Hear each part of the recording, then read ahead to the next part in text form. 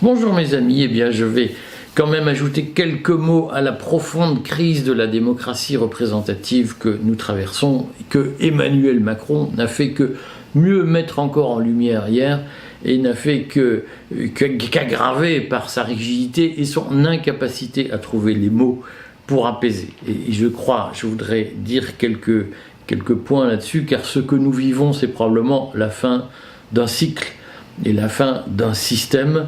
Et Emmanuel Macron, sans qui il étole depuis plusieurs mois, a décidé de forer droit jusqu'au bout. Vous savez, c'est ces gens à qui on dit « mais arrête, tu vas te planter », qui continuent jusqu'à la fin, parce qu'ils sont incapables de reconnaître leurs erreurs et incapables de se dire « mais comment je vais faire pour surmonter l'obstacle que j'ai face à moi ?» Alors, Emmanuel Macron, il est dans ce que Michel Maffezoli appelait hier dans une vidéo, une interview que j'ai publiée, il est dans la pensée critique, c'est-à-dire que Emmanuel Macron considère que la réalité ne doit pas être, seule sa vision du monde doit s'imposer, coûte que coûte, et c'est sa vision du monde à lui et à quelques personne autour de lui. Et ce que nous subissons, ce qui est en crise aujourd'hui, c'est cette vision extrêmement autoritaire de la société que porte la caste. Alors vous savez, c'est la grande règle, plus on parle de quelque chose, moins on le fait. Donc ils passent tous leur temps à nous parler de management agile, de start-up nation, de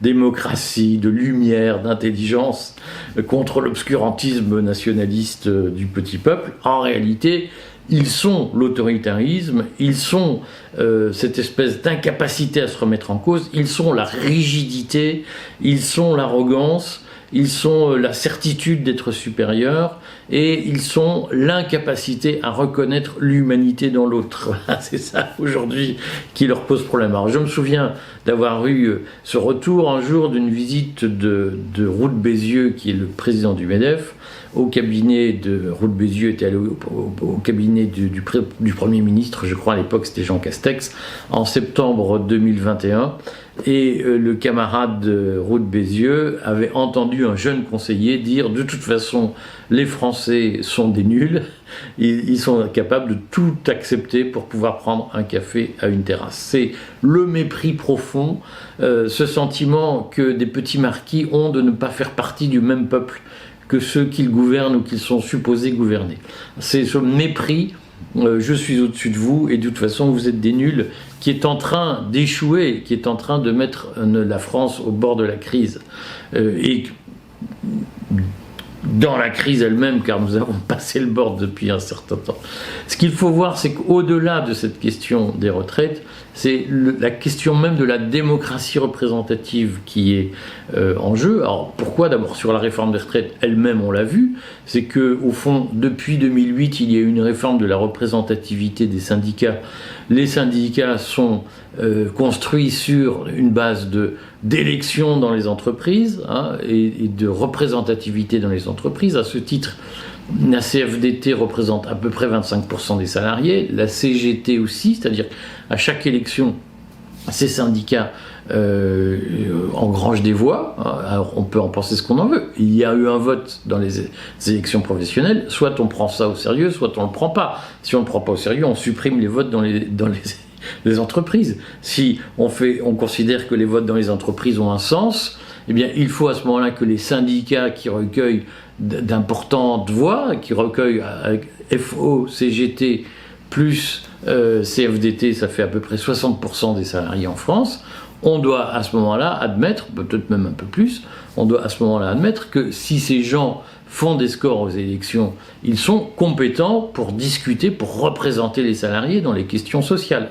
C'est-à-dire que sur la question des retraites, il était normal que les syndicats soient associés en amont et que leur voix soit prise en compte, non pas par esprit de conciliation, mais parce que ils ont une légitimité de l'élection qui est plus forte que celle de fonctionnaires, de députés qui ne sont pas soumis au régime général des retraites.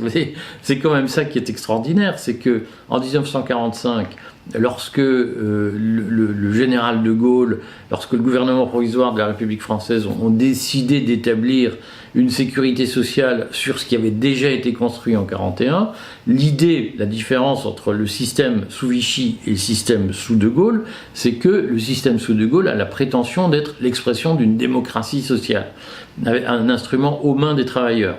Et là, on a des mecs qui nous disent, nous, fonctionnaires, nous, élus, nous ne sommes pas au régime général de la Sécu, mais on va le réformer, et ceux qui sont au régime général de la Sécu, qui élisent des représentants dans les entreprises, on ne va pas les écouter. C'est quand même extraordinaire. Mais nous sommes la démocratie, et ils sont l'obscurantisme. Donc on marche sur la tête. Et le premier sujet, c'est évidemment ce qui est en cause, la capacité de la loi à discuter de tout.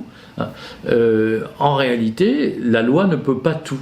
Il y a des sujets sur lesquels la loi n'est pas compétente. Et lorsqu'il s'agit de régimes de sécurité sociale qui concernent des salariés, on voit bien que les gens disent à un moment donné, mais il est hors de question que des non-salariés décident pour nous, et sans même tenir compte des avis des gens qu'on a élus pour nous représenter dans les questions sociales. Donc cet autoritarisme de la caste, on le voit dans la réforme des retraites, il pose problème, il pose la question de l'autorité de la loi sur un certain nombre de sujets qui relèvent du contrat entre utilisateurs, entre assurés et assureurs, si j'ose dire, entre travailleurs et employeurs, et ça, c'est une question de fond, et on ajoutera quand même que cette méthode extrêmement personnel de Macron, où la réforme des retraites elle a été décidée par 10 personnes, même pas, envers et contre tout, sans aucun vote de l'Assemblée nationale. Ça pose problème.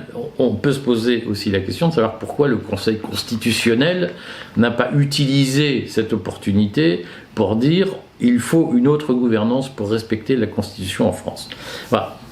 On le voit, ce qui pose problème derrière, c'est cette vision du pays où quelques mecs, en plus il n'y a pratiquement pas de femmes là-dedans, où quelques personnes décident pour tout le monde en refusant délibérément d'écouter l'avis des autres.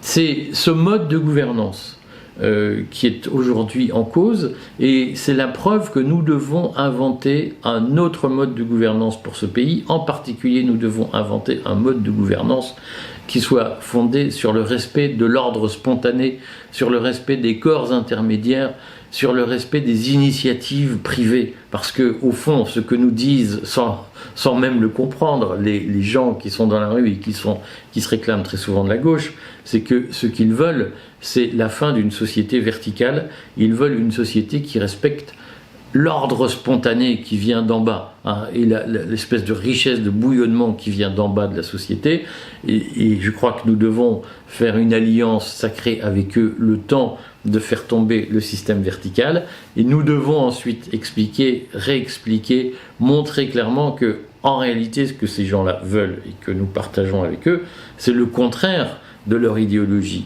C'est une société où les initiatives privées, individuelles, collectives, de groupes sont plus fortes que la loi, et que la loi, au fond, elle doit être subsidiaire. Il ne doit y avoir de loi que lorsque les contrats entre les personnes, entre les groupes, ne sont plus opérationnels, opératoires. Voilà.